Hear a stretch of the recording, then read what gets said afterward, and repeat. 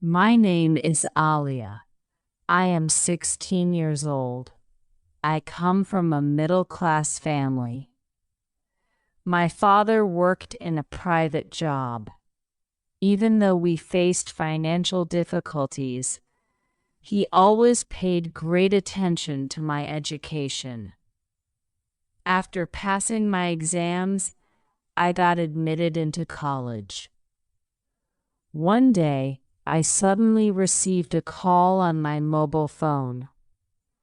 I answered and asked, "Who is this?" He replied that his name was Rafiq. "Oh," he said, "I called to express my feelings. I fell in love with you the very first time I saw you." Hearing this made me very angry.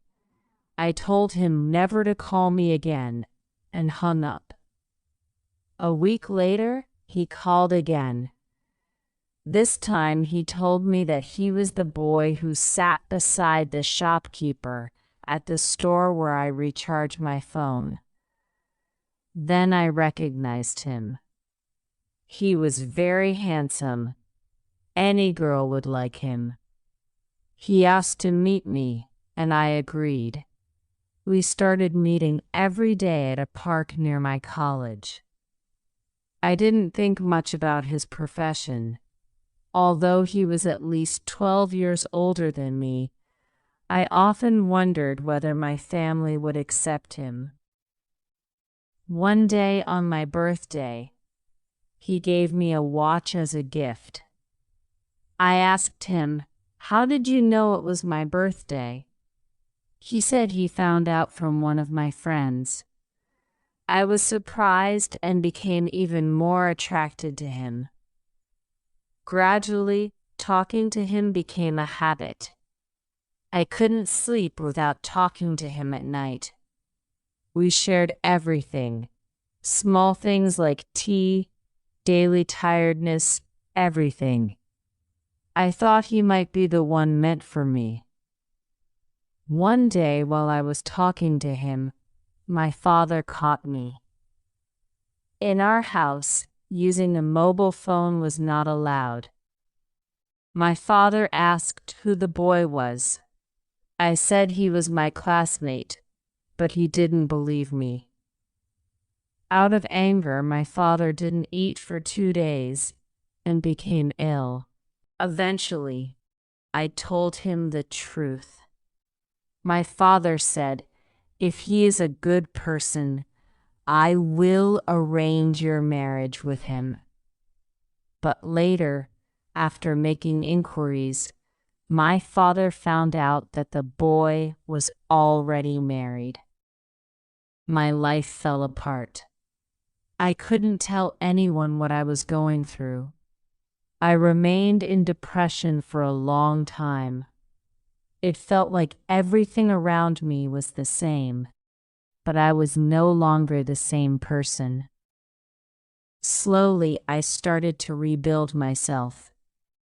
I returned to my old habits, reading books, walking alone, talking to myself. I realized that the love I gave was not wrong. The person was. One day, I received a message from him.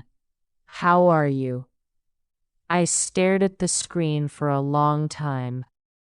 Before I might have cried, but that day, I felt calm. After thinking a lot, I replied, "I'm fine. Take care." And I didn't open that door again. A few months later, I was sitting in a cafe one afternoon. It was lightly raining outside, just like the first day. But this time I wasn't alone. I had myself. Then I realized something. I didn't miss him. I missed the feeling. At that moment, I understood. Love doesn't disappear. People change. After that, my life took a new turn. I started rebuilding myself. I focused on my studies again and set new goals. But living only for myself didn't feel enough. One day I saw a small public gathering nearby where young people were discussing issues like education, unemployment, and social injustice. At first, I was just a listener. Then one day, I gathered the courage to speak about my experiences, my pain, and what I had learned. My words were simple, but they were real. People listened. Gradually, I became regular there. Along with my studies, I started working among people, raising awareness, supporting others. I realized that pain is not mine alone. Many people break, but not everyone finds their way back. I wanted others to find their way. One day I met him again on the street. He said, "You've changed a lot."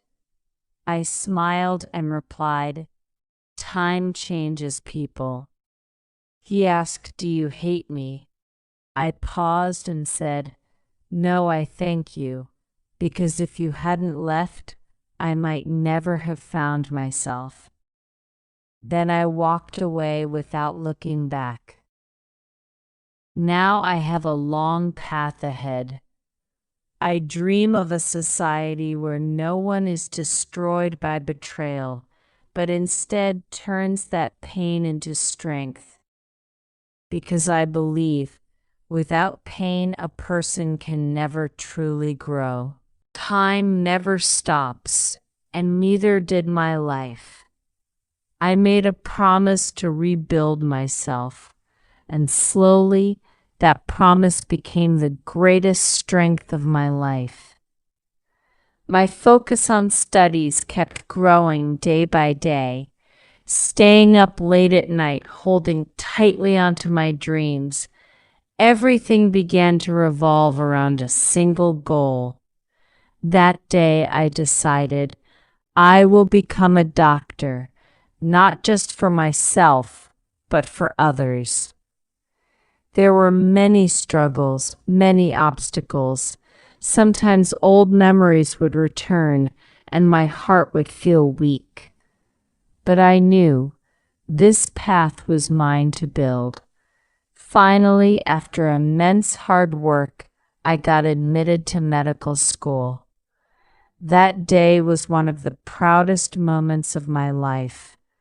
With tears in his eyes, my father said, "You are not just my daughter, you are my pride." I smiled softly and said to myself, I did it. Years passed. Through relentless effort, studies, and the desire to serve people, I truly became a doctor. Standing beside poor patients, treating them without charge. One day, while working at the hospital, a familiar face suddenly appeared before me. It was Rafik. There was exhaustion in his eyes, regret on his face. Beside him stood his wife and a sick child. For a moment, time seemed to freeze. Rafik spoke softly, "You, Alia." I looked at him calmly. There was no anger in my eyes anymore, only stillness. "Yes, I'm Alia. I'm a doctor now." He lowered his head and said, "You've come so far." I smiled gently and replied, "No, I'd just found my path." Then, with complete professionalism, I began treating the child. No personal emotions could hold me back. A few days later, my father came to me and said, "My daughter, life is not only about work. Your own happiness matters too." I stayed silent for a moment. Once the thought of marriage used to scare me, but now I was not the same person anymore. I understood everyone is not the same.